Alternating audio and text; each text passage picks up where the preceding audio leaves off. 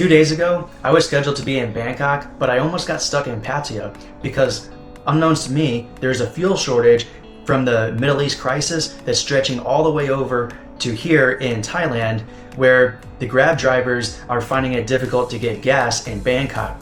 So my driver actually had to switch vehicles at his apartment in Pattaya to have enough fuel to be able to go a round trip and to be able to get back to his home. That same fuel pressure is quietly showing up as an extra line item on your business class tickets. Let me show you what I'm doing for my clients and what I can do for you to update your travel policy before March 31st. Here's an article from the Bangkok Post highlighting what I mentioned before: fuel shortage, and people are lining up at the pumps to stock up on gas because they know the prices are going to continue to go up. And let's be honest, the airlines are not absorbing that cost. They're just passing it off to consumers.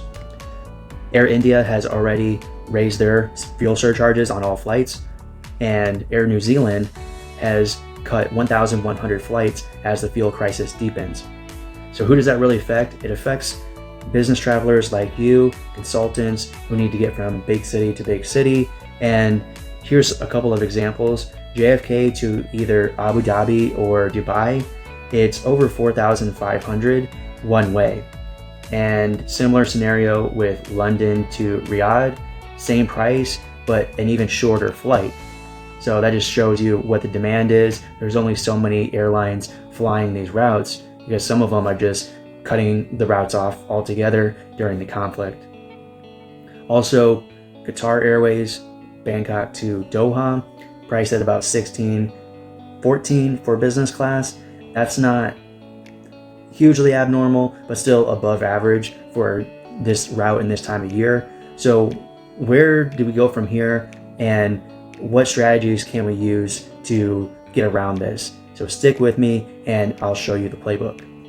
Award bookings through the right programs lock in your taxes and fees at the time of purchasing points or miles, and are not subject to the fuel surcharges in the same way regular cash fares are. Here are several airline programs that are running miles purchase sales this month. Some of them are finishing now and some are just about to start. But today we're going to focus on JetBlue because they have the largest discount going on right now, and also they have a fixed award chart for their partners. And in this case, booking Etihad through JetBlue gives you consistent pricing, flexible change and cancel options, and it's easy to use their app to make the changes. So you don't even have to call in to make the adjustments. Now I've flipped over to the JetBlue page where you can buy miles. They are running a sale right now through April 18th, where as long as you're buying 15,000 miles, you get 125% bonus. So this is a pretty steep discount on buying tickets with Etihad in business class. You're about to see that in a moment. With Etihad, they have direct flights from major cities across the US like Chicago, New York, Atlanta, Washington, Boston, and there may be a couple others that I'm missing there.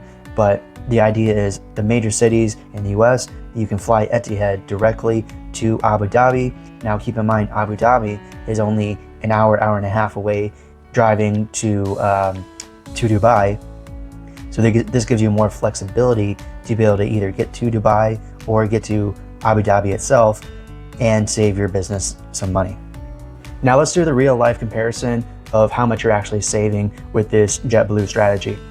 I'm looking just about 11 or 12 days out, and basically each day there's the same rates available for about 135,900 miles from JFK to Abu Dhabi. It's a similar rate from the other American cities as well.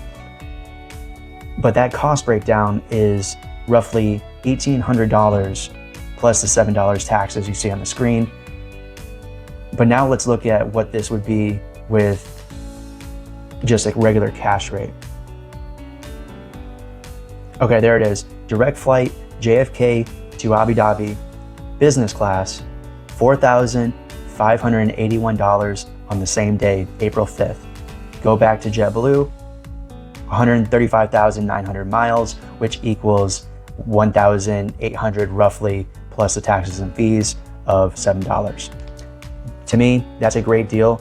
This is an award redemption that you can consistently rely on, and you could book an entire round trip using this strategy.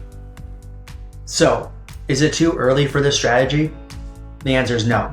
If you have business travel into the Middle East in Q2, whether you're flying out of the US, Europe, or Asia, this is the time window. Drop your route in the comments and I'll tell you the best redemption option for your specific situation. And if you want me to do a full audit of your company's travel spend and build you a proper travel policy, the link is in the description for my Monex, or you can send me an email to troy@mytravelstrategist.com. Let's make your travel budget a strategic asset, not a variable expense.